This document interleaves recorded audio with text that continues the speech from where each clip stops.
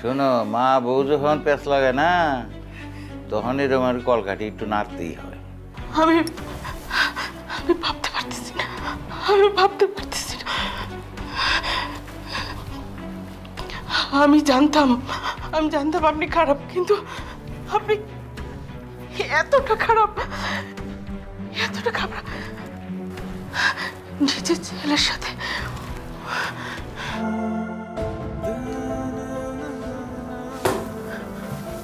আপনি নিয়াজ আসে নাই?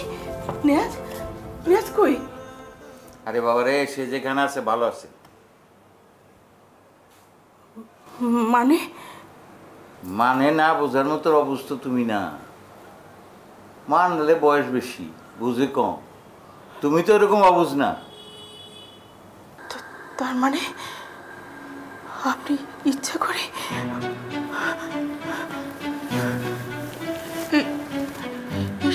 সব কিছুর পিছনে কলকাঠি আপনি।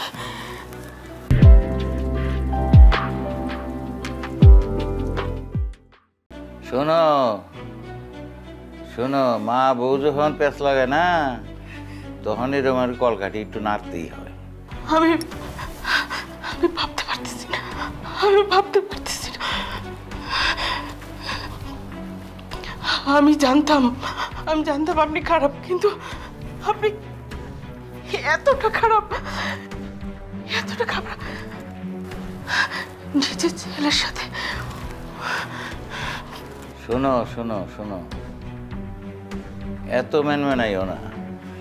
তোমার বোঝা উচিত ছিল নেওয়াজ হলো ভুইয়া বংশের ছেলে। সে একটা নার্স বিয়ে করতে পারে না, ডাক্তার হইলে একটা কথা ছিল। ও যেখানে আছে খুব ভালো আছে। যখন দরকার পড়বে আমি সময় মতন ওরে ঠিকই বাইর করে নিয়ে আসবো। আপনি একজন ভয়ঙ্কর মানুষ। শোনো, ঝামেলা তোমরা তৈরি করো আর সামাল দিতে হয় আমার। এইসব ফালতু কথা করার কোনো দরকার নাই।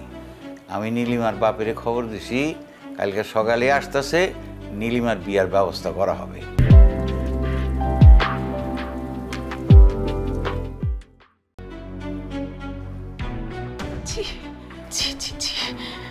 নিজের স্বার্থের জন্য ছেলেকে।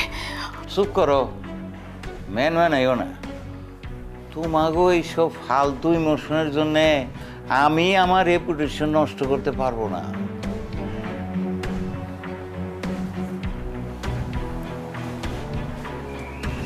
শোনো,